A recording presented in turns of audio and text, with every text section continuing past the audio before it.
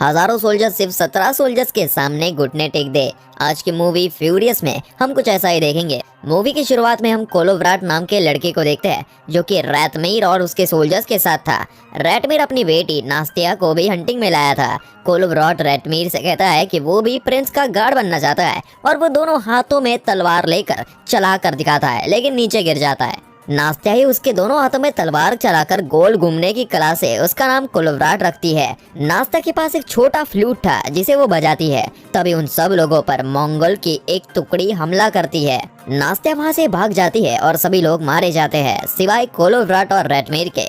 रैतमीर कोलोव्राट से भागने को कहता है, लेकिन वो भागने की बजाय लड़ता है। रैतमीर को वो लोग मार गिराते हैं और कोलोव्राट एक वॉरियर की तरह उनसे लड़ने के लिए अपने दोनों हाथों में तलवार रखकर घुमाता है, लेकिन मंगोल का कमांडर खोस्त्रोवाल उसके गले में फंदा डालकर उसे मार देता है। इसके बाद हम देखते हैं कि प्रेजेंट डे में कोलोव्राट की आंख खुलती है और वो चिल्लाने लगता है। नास्तिया जो कि अब उसकी वाइफ है, जल्दी से उसके सामने आकर उसको याद दिलाती है कि उस इंसिडेंट को 13 साल बीत चुके हैं और अब इसकी शादी हो चुकी है। हमें यहाँ पता चलता है कि उस लड़ाई में कोलोव्राट को मंगोल्स ने मरने के लिए छोड़ दिया था, लेकिन वो बच गया था। उसके बाद से ही रोज रात को जब कोलोव्राट सोता है तो वो सब कुछ भूल जाता है और 13 साल पहले वाला कोलोव्राट बन जाता है। इसलिए उसे रोज ये बात याद दिलाना जरूरी है। कोलोव्राट अब रियाजन के प्रिंस यूरी का कनाइट है। प्रिंस यूरी उस पर काफी भरोसा करता है। इस दिन कुछ सोल्जर्स उन पर अटैक करने आ रहे थे। प्रिंस कोलोव्राट से पूछता है कि उन्हें क्या करना चाहिए। सभी लोग उन पर अटैक करने के लिए कहते हैं, लेकिन कोलोव्राट उन्हें होल्ड करने के लिए कहता है। जब वो सेना की टुकड़ी पास आती है तो उन्हें पता चलता है कि ये दूसरे राज्यों के प्रिंस हैं जो अपने सोल्जर्स के साथ आ रहे हैं, जो कि उनके काफी अच्छे दोस्त हैं। प्रिंस राहत की सांस लेते हैं। इसके बाद हम देखते हैं कि कोलोव्राट नए सोल्जर्स को ट्रेनिंग दे रहा था जब प्रिंस फेडोर वहां आता है, जो कि कोलोव्राट का काफी अच्छा दोस्त भी है। वो चैलेंज करता है कि वो कोलोव्राट की स्ट्रेटेजीज को काफी आसानी से बेकार कर सकता है। फेडोर उसके ट्रेन किए हुए सोल्जर से लड़ता है, लेकिन काफी आसानी से हार जाता है। कोलोव्राट को सभी लोग पसंद करते हैं। वो घर जाकर अपने हाथों से बनाई हुई छोटी फ्लूट नास्तिया को गिफ्ट करता है, जो उसने बचपन में मंगोल के आने पर गिरा दी थी। लेकिन हमें पता चलता है कि कोलोव्राट रोज उसे फ्लूट बना कर देता है और रोज भूल जाता है। प्रिंस फेडोर का कुछ ही समय पहले बेटा हुआ था और वो कोलोव्राट को उसका गॉडफादर बनवाता है। एक आदमी अचानक भागकर सभी को बताता है कि मंगोल्स ने उन्हें हर तरफ से घेर लिया है और वो उन पर अटैक करने वाले हैं। प्रिंस अपने कैसल पर खड़े होकर गेंगिस खान के पोते बातू खान की हजारों की संख्या की सेना देखता है और डर जाता है। आम लोगों में अफरा तफरी मच जाती है और गेट्स को पूरी तरह से बंद कर दिया जाता है। प्रिंस यूरी काफी चिंता में पड़ जाता है कि क्या करना चाहिए। उसका कमांडर कहता है कि वो लोग बातू खान की सेना से वॉर नहीं जीत पाएंगे, इसलिए हम उन्हें ढेर सारा पैसा दे सकते हैं जिससे हम गरीब हो जाएंगे, लेकिन हमारे लोग बच जाएंगे। यूरी का बेटा फेडोर काफी एग्रेसिव है, जो कहता है कि हमें लड़ाई करके उन्हें हराना चाहिए। यूरी डिसाइड करता है कि फेडोर के साथ कुछ सोल्जर्स कुछ सामान लेकर बातू खान के कैंप जाकर उनसे बार्गेन करेंगे, जिससे यूरी को कुछ सोचने का टाइम मिले। यूरी कोलोव्राट को ढूंढता है, लेकिन वो वहां से निकल चुका था। कोलोव्राट बाहर जाता है जहां सभी लोग में अफरा तफरी मची हुई थी। जब वो अपने घर पहुंचता है तो वो देखता है कि प्रिंस यूरी उसके घर पर ही थे। यूरी उसे फेडोर के साथ बातू खान के कैंप जाने को कहता है, लेकिन कोलोव्राट जाने से मना करता है क्योंकि उसे भूलने की बीमारी है। यूरी उसे फोर्स नहीं करता, लेकिन समझाता है कि फेडोर गरम दिमाग का आदमी है, उस पर वो भरोसा नहीं कर सकता। उसे कोलोव्राट जैसा कोई समझदार आदमी चाहिए जो बातू खान को कन्विंस कर सके। तभी नास्तिया वहां आकर यूरी से रिक्वेस्ट करती है कि वो कोलोव्राट को ना जाने दे, क्योंकि वो रोज रात में भूल जाता है और हर सुबह वो 13 साल पहले की याद में उठता है। कोलोव्राट अपनी वाइफ को वहां से दूसरे कमरे में भेजता है और यूरी की बात मानकर जाने के लिए रेडी होता है। फाइनली सारा सामान रेडी किया जाता है और कोलोव्राट के साथ जिंक्सर, फेडोर और कुछ सोल्जर्स जाते हैं। नास्तिया कोलोव्राट के साथ अपनी मेड लेदा को भी भेजती है ताकि वो कोलोव्राट को बार बार याद दिला सके। वो दोनों एक दूसरे को गुड बाय कहते हैं और कोलोव्राट अपने साथियों के साथ बातू खान के कैंप की तरफ निकल पड़ता है। वो सभी बातू खान के कैंप के अंदर जाकर उन्हें ग्रीटिंग्स देते हैं और सारा सामान ऑफर करते हैं। इसके बदले में उन्हें अच्छे से खाना ऑफर किया जाता है। बातू खान से पूछा जाता है कि वो रियाजन के लोगों से क्या चाहता है, तो बातू खान कहता है कि वो रियाजन पर रूल करने के लिए आया है और जो लोग उसके सामने घुटने टेकेंगे वो उन्हें सम्मान देगा। ये सुनकर फेडोर कहता है कि मैं तुम्हें अपने सामने झुकते हुए देखना चाहूंगा।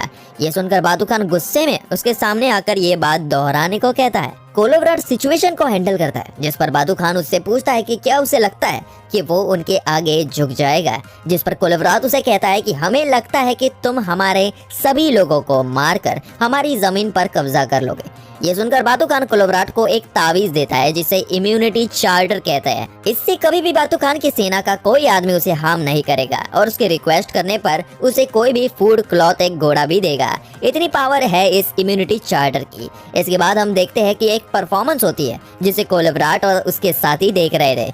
जिस टेबल पर वो खाना खा रहे थे उससे कुछ केडियों ने अपने कंधे पर उठा रखा था। इन्हीं में नास्त्या के पिता रातमीर भी थे।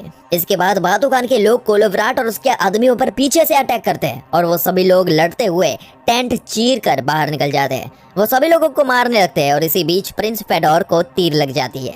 वो कोलोब्राट से सभी को यहाँ से ले जाने के लिए कहता है और खुद बातू खान के लोगों से लड़ने लगता है और आखिर में वो मारा जाता है। दूसरी तरफ कोलोब्राट बाकी सभी के साथ बचकर जंगल में आ जाता है जहाँ काफी तेज बर्फ का तूफान था। कोलोब्राट रातमीर को बताता है कि उसने नास्त्या से शादी कर ली। वो ये सब बात कर ही रहे थे कि उनके सामने एक बहुत बड़ा भालू आ जाता है। वो सभी उसे देखकर डर जाते हैं, लेकिन वो भालू नेस्टोर नाम के आदमी का पालतू भालू था। नेस्टोर कहता है मेरा भालू रशियंस पर अटैक नहीं करता, तो तुम डरो मत। इसके बाद हम देखते हैं कि सभी लोग एक गुफा में सो चुके थे, लेकिन कोलोब्राट नहीं सोता क्योंकि उसे डर है कि वो सब कुछ भूल जाएगा। वो नेस्टोर से पूछता है कि क्या कोई ऐसी दवा उसके पास है जिससे उसे नींद ही ना आए। वो अपनी प्रॉब्लम के बारे में उसे बताता है, लेकिन ये आदमी कोलोब्राट से कहता है कि अगर तुम रोज सब कुछ भूल जाते हो तो ये अच्छी बात है, क्योंकि तुम्हारी जिंदगी की रोज एक नई शुरुआत होती है।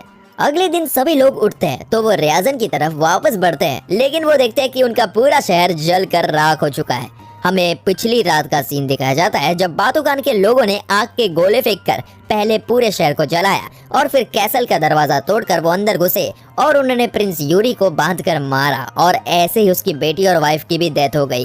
कोलोब्राट अपने घर के पास जाता है जहाँ उसे अपनी वाइफ का फ्लूट दिखाई देता है। सभी लोग गुस्से में थे और इमोशनल भी थे। उनके घर और लोग खत्म हो चुके थे। वो सभी शहर की बेल दोबारा लगाते हैं। कोलोब्राट सभी से कहता है कि जितने लोग बचे हैं उन्हें ढूंढो और वो बेल बजाता है। हम देखते हैं कि जो औरतें और बच्चे बच गए हैं वो अपनी जगह से निकलकर बाहर आते हैं। बेल की आवाज सुनकर मंगोल्स की एक छोटी टुकड़ी दोबारा उन्हें मारने के लिए आती है। कोलोब्राट सभी को छुपने बोलता है और खुद बेल के नीचे बैठ जाता है। मंगोल्स आकर उसे घेर लेते हैं। दो मंगोल्स उसे मारने ही वाले थे कि तभी हमें कोलोब्राट की ताकत देखने को मिलती है। वो दो स्वॉर्ड्स का यूज करके सभी को अकेले ही मारने लगता है। वो काफी आसानी से सबको मार देता है। एक मंगोल उसे तीर से मारने वाला था कि तभी जिंगशर उसे मार गिराता है। इसके बाद सभी सर्वाइवर्स बाहर निकलकर सभी मंगोल्स को मार देते हैं। सभी सर्वाइवर्स उन्हें कहते हैं कि उन्हें छुपना चाहिए क्योंकि उन्हें मारने के लिए और मंगोल्स आएंगे। कोलोब्राट कहता है कि उन्हें दूसरे राज्य की हेल्प मांगनी पड़ेगी। वो एक आदमी को व्लादिमीर, दूसरे को मुरोम और तीसरे को भी एक स्टेट भेजता है। वो कहता है कि बातू खान को दूसरे स्टेट तक पहुंचने से पहले हम उन्हें डिस्ट्रैक्ट करेंगे जिससे सभी अपनी आर्मीज को बड़ा कर सके।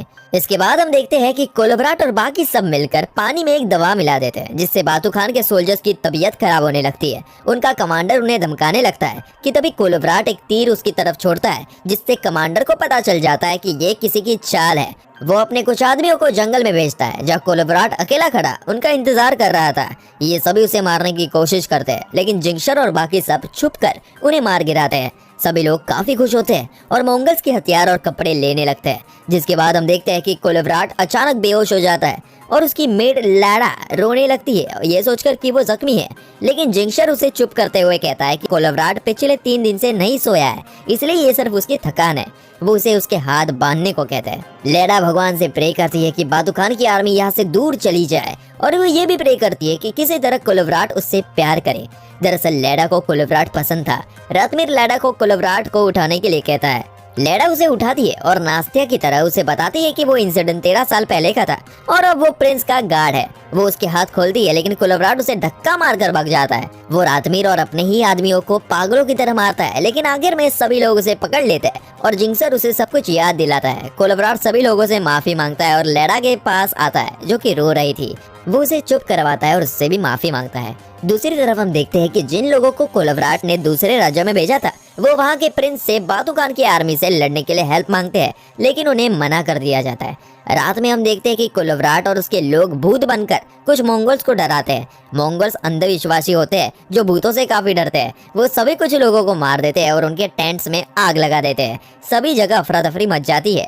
सभी में ये खबर फैल जाती है कि ये सब जंगल के भूतों ने किया है। वही कमांडर को कोलोवराट के भेजे हुए तीनों आदमियों में से एक आदमी मिला था जिसे वो टॉर्चर करते हैं। वही खड़ा होकर अपने जले हुए टेंट्स को देखता है। दूसरी तरफ हम देखते हैं कि कोलोवराट और बाकी सब सेलिब्रेट कर रहे थे। उन्हें लगता है कि कल उनके भेजे हुए लोग हेल्प के लिए आर्मीज लेकर आएंगे। रात में जब वो सो जाते हैं तो लेडा कोलोवराट के पास जाकर उसे हक करती है और जैसे ही कोलोवराट उठता है तो वो उसे याद दिलाने लगती है और कहती है कि वो उसकी वाइफ है।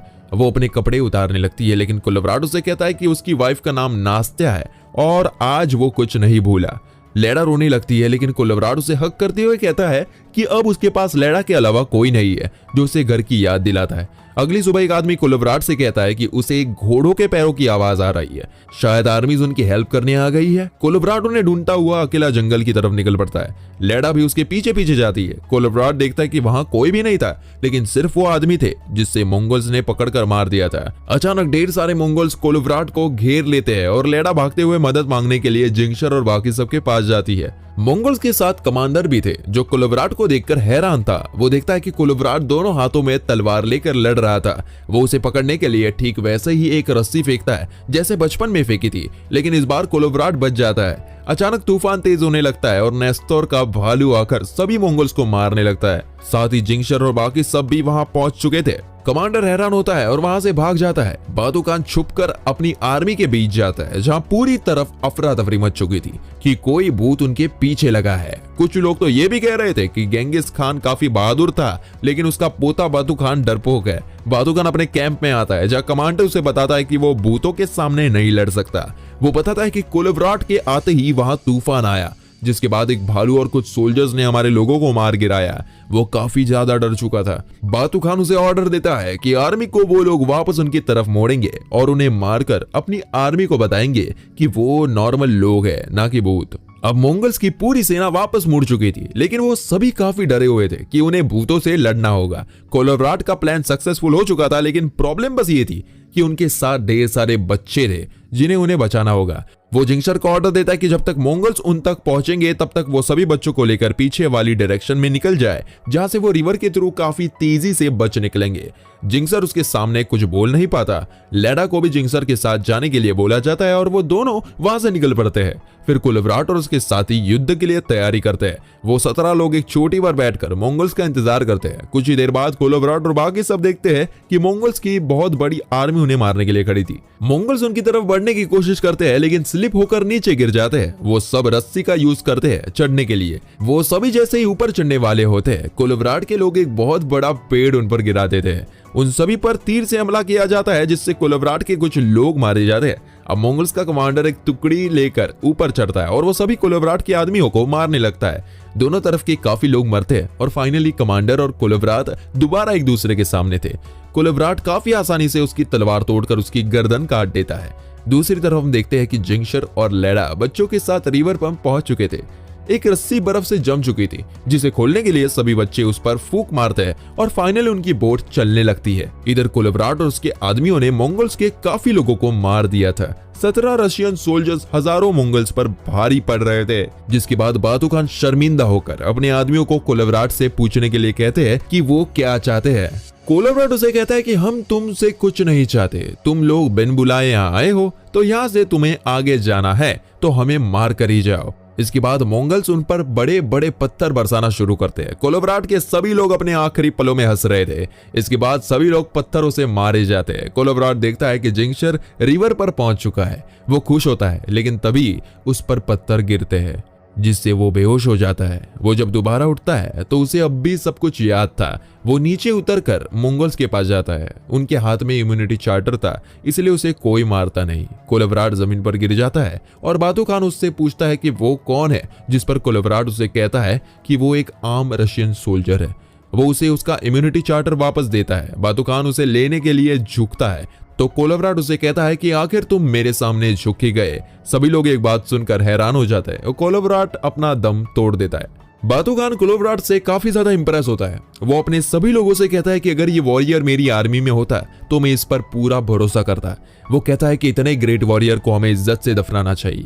कोलोवराट की बॉडी को चारों तरफ से एक ऊंची पत्थरों की दीवार से घेरा जाता है। इसके बाद हम देखते हैं कि काफी साल बाद जिंगशर अपनी आर्मी को मंगोल्स के खिलाफ लीड कर रहा था। वो इस समय ग्रेट कोलोवराट को याद करते हैं और इसी के साथ ये मूवी यही खत्म होती है। आप कमेंट करके बताइए ये मूवी आपको कैसी लगी और